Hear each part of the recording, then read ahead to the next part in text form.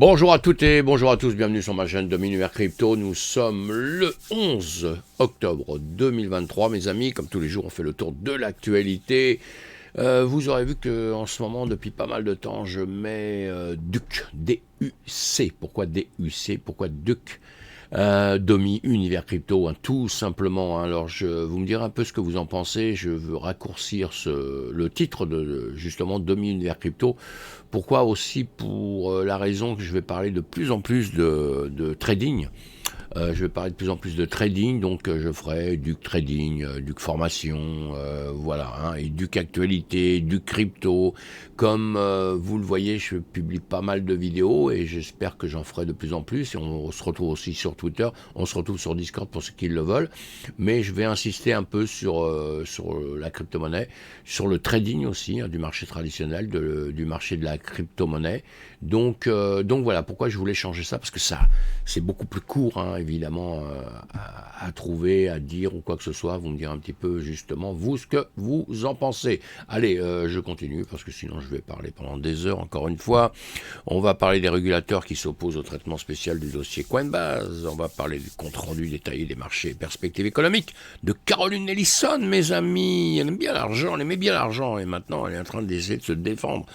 Comme elle le peut au mieux, hein, je la comprends bien évidemment dans le système où elle est avec SBF, avec la FTX et tout ça, c'est compliqué tout ça, hein. Vraiment compliqué, hein, mais bon écoutez, hein, quand on casse les pots, on paye les pots cassés comme on dit, hein. Les comptes cryptographiques liés au Hamas, on va parler de Binance aussi, qui est soumis aux restrictions de la FCR, et puis de BitVM, on a déjà parlé, on en reparle un tout petit peu, et ça je vous en parlerai sur d'autres vidéos, mais voilà, on survole tout ça parce que ce sont les actus du moment. Il faut être au courant de tout ce qui se passe dans notre écosystème. Encore une fois, je disais, je vous fais aussi des vidéos sur les entreprises du Web3. Hein. J'ai aussi changé un petit peu ça, parce qu'après, avant j'en parlais sur cette vidéo du matin, maintenant je vais plus me concentrer là-dessus, à la politique on va dire, hein, à la politique et puis à ce qui arrive à l'instant T, les choses qui me paraissent importantes à savoir. Et on regroupe donc toutes les entreprises sur Web3 sur une autre vidéo. Hein. Évidemment que ça aussi c'est très important d'être au courant de ce qui se passe. Si vous avez des actifs quelque part, mes amis, ou si vous voulez rentrer dans une entreprise, pensez à vous abonner à ma chaîne, pensez à cliquer sur le pouce, à me faire des commentaires, ça me fait toujours plaisir. Et puis sinon, de toute façon, vous êtes les bienvenus. Et merci à ceux qui sont là depuis longtemps. Alors, les régulateurs, comme je vous disais, quelle histoire pour nous, ça, on est toujours dans ce monde des régulateurs. Mais en premier, on va commencer par faire le tour comme on fait d'habitude, hein. Évidemment, les premiers problèmes qu'on a, c'est la guerre en Ukraine. Pardon, j'allais oublier. Vous voyez, il y a tellement longtemps qu'il y a cette guerre en Ukraine que maintenant, comme je l'ai dit, il y a beaucoup qui n'en parlent plus. Hein, c'est repassé dans les petites news, hein, à longueur de temps. Mais bon, cette guerre en Ukraine est toujours là avec des morts, des gens qui souffrent. Hein, évidemment qu'on y pense. Et puis maintenant la guerre israélo-palestinienne, hein, avec des exactions qui sont terribles. Hein, c'est une mauvaise guerre. Il n'y a pas de bonne guerre et de mauvaise guerre, vous allez me dire. Hein. Si, il y a des guerres entre les militaires, et ça on comprend, c'est leur métier, voilà, le monde est fait comme ça. Mais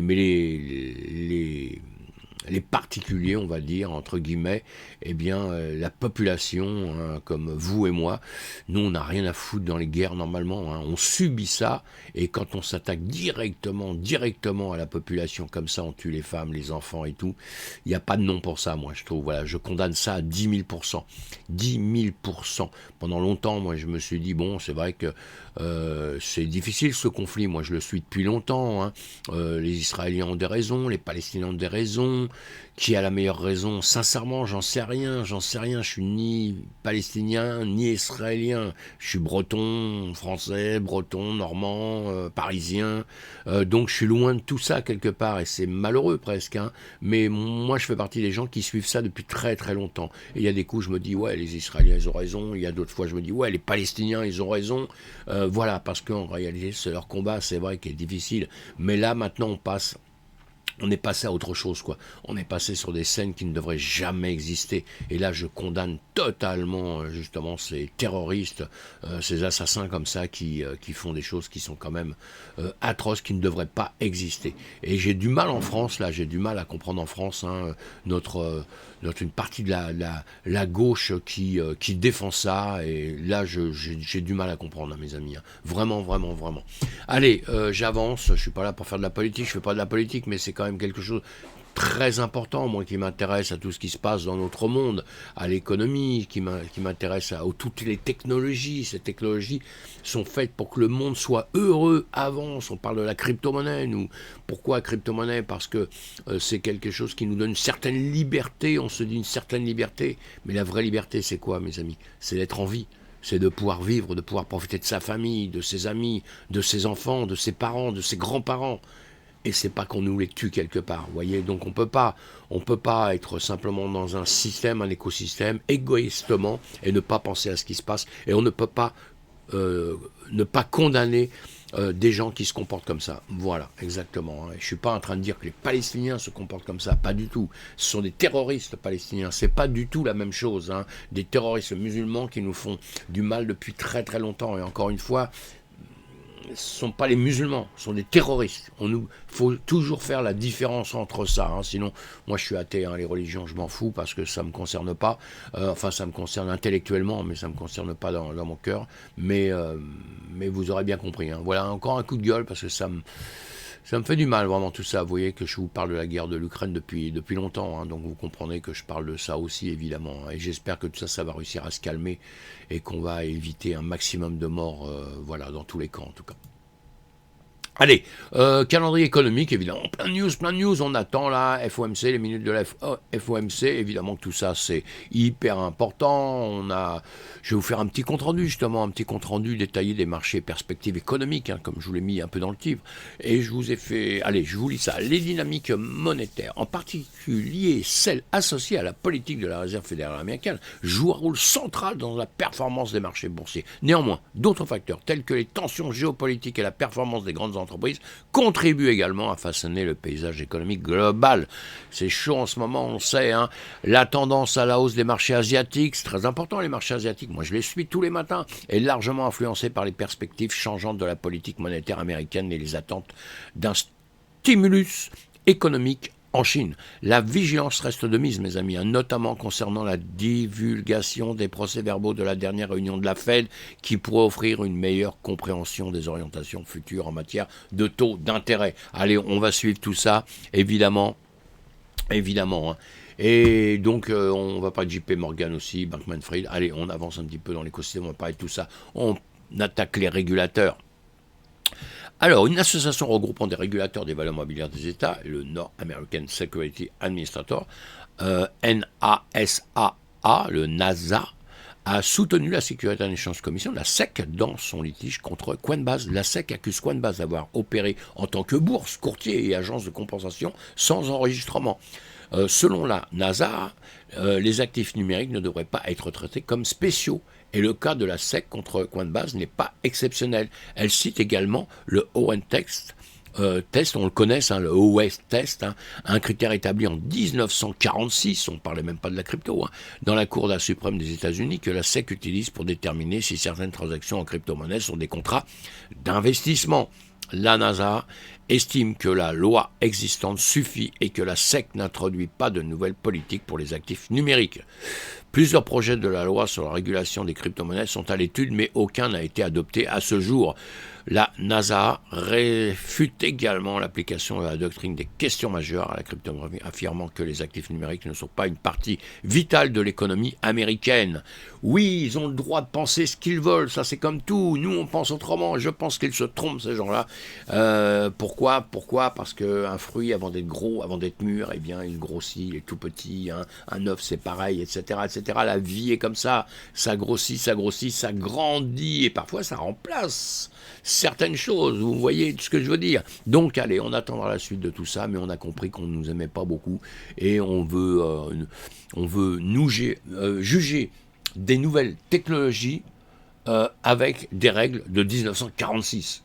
Oui, on peut revenir au temps des Romains aussi, hein, puis voilà. Remarquez, on a beaucoup de lois, vous savez, qui s'appliquent encore du temps de Napoléon, mes amis, hein. Du temps de Napoléon, c'est incroyable, incroyable, mais vrai. Allez, je pense que la plupart des politiques et du monde euh, organisé, puisque ce monde s'organise, hein, eh bien, un peu en retard quand même, un petit peu en retard, hein, c'est ce que je pense, hein. Dans les coulisses du procès, Caroline Ellison revient sur la soif des capitaux de SBF. Alors bon, Caroline Ellison, c'est l'ex-petite amie de Sam Bankman-Fried, cofondateur de FTX, a témoigné devant les tribunaux de New York que Bankman-Fried aurait utilisé des milliards de fonds clients pour des investissements risqués menant à l'effondrement de la plateforme d'échange de crypto-monnaies. Et oui, bon, tout le monde le savait très bien. Ellison, qui fut PDG dans la Mesa Research, à ce société associée à FTX, nous sommes bien d'accord, accuse Bankman-Fried d'avoir orchestré la fraude malgré ses avertissements répétés concernant les risques financiers. Ouais, alors là, je suis pas du tout d'accord. À mon avis, c'est facile maintenant d'aller casser simplement la tête sur le dos d'un seul mec. Mais à mon avis, c'est sa petite copine, elle était parfaitement au courant. Il aurait fallu tirer la signal d'alarme bien avant et autrement que ce qu'elle a fait, hein. Elle a également révélé des détails sur les transactions et l'implication directe de Bankman-Fried dans la gestion des avoirs d'Alameda. En outre, leur relation personnelle et professionnelle a été exposée, indiquant des complications potentielles dues à la double nature de leur relation. Ben oui, vous avez bien compris, hein, la peau, elle va trinquer dur, mais je pense qu'elle a bien profité de tout ça aussi.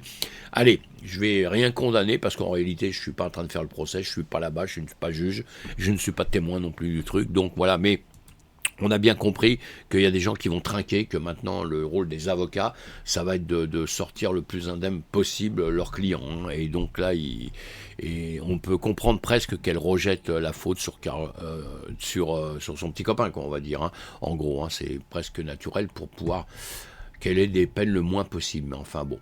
Allez, à suivre. Les autorités israéliennes ont gelé les comptes cryptographiques du Hamas. Ça fait partie des news. Binance a collaboré avec la police israélienne dans cette démarche. Le Hamas avait lancé une campagne de collecte de fonds en crypto-monnaie sur les réseaux sociaux. Bon, c'est pas la première action de ce type. En avril, 190 comptes Binance avaient déjà été saisis. Il semble que la crypto-monnaie soit devenue un moyen pour les groupes comme le Hamas de collecter des fonds.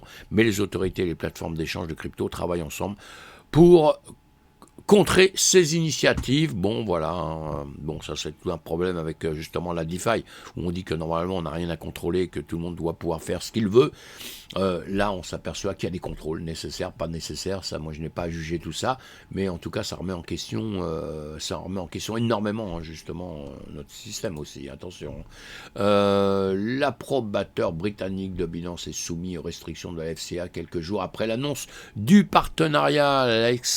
La FCA resserre sa réglementation pour les promotions financières liées aux crypto-actifs. Ouais, c'est dur, hein. Binance avait récemment annoncé son association avec Rebuilding Society pour se conformer aux règles de la FCA. Rebuilding Society est désormais interdit d'approuver des promotions financières pour des entités non autorisées. Les nouvelles règles de la FCA peuvent entraîner des sanctions sévères pour non-conformité, y compris l'emprisonnement, mes amis. C'est chaud, hein, c'est chaud. Allez, vous lisez tous ces articles, je vous mets tous les liens sous les commentaires, et on a bien compris que les régulateurs ne rigolent pas du tout, et l'année 2024, je pense que ça va être une année importante pour avoir un petit peu le bilan de tout ce qui va se passer un peu dans le monde, comment on va sortir justement à la finale, la finance décentralisée. C'est surtout ça, moi, qui m'intéresse, hein. Pas simplement les monnaies numériques, puisque les monnaies numériques, on a bien compris que ça va être contrôlé un peu dans tous les sens, hein, mais on verra bien. Allez, on parle de BitVM, j'en ai déjà parlé, c'est une initiative prometteuse qui pourrait étendre les capacités des contrats intelligents de Bitcoin. Alors cependant, c'est un petit résumé que je vous fais, hein, cependant il reste à voir comme il serait accepté et utilisé dans la pratique, compte tenu des critiques et des préoccupations soulevées par plusieurs experts du domaine. Oui, tout le monde n'est pas d'accord, mes amis, hein. Et le fonctionnement du BitVM, plutôt que d'exécuter des calculs directement sur la blockchain Bitcoin, BitVM les vérifie hors chaîne. Ils utilisent un mécanisme basé sur des preuves de fraude, une protocole DeFi réponse, et s'appuient sur la mise à jour Taproot de Bitcoin. Voilà. Alors, la limitation est critique. Bitcoin, Shinobi a souligné que la gestion des données hors chaîne peut être coûteuse. BitVM fonctionne principalement avec deux parties, le prouveur et le vérificateur. Bob Bodilay a mentionné que BitVM n'était pas aussi efficace que la machine virtuelle d'Ethereum en termes de vitesse et de coût. Vous voyez qu'il y a des gens qui ne sont pas tellement contents, tout le monde s'exprime un peu là-dessus aujourd'hui, et c'est pour ça que je vous fais un petit peu des comptes rendus de tout ça, et on va suivre évidemment. Adam Back, PDG de Blockstream, a suggéré que BitVM pourrait rencontrer des problèmes d'évolutivité. Dan Robinson a été plus critique, remettant en question l'exhaustivité réelle de Turing de BitVM. Vous voyez, on n'a pas terminé avec ça, hein, donc on va suivre ça à longueur de temps. Je vous fais d'autres vidéos où on parle du Web3 entreprise, et là où justement on reparle un petit peu de tout ça, et des gens comme je vous ai cités, là, si vous ne les connaissez pas du tout, eh bien en me suivant, vous verrez que tout doucement, vous apprendrez le qui, le pourquoi du comment, etc. etc. C'est comme ça qu'on grossit, mes amis. Suivez des news et vous avancerez au maximum. Bye bye, à bientôt. Faites attention à vous, surtout soyez prudents. Et on se retrouve sur d'autres vidéos. Bye bye.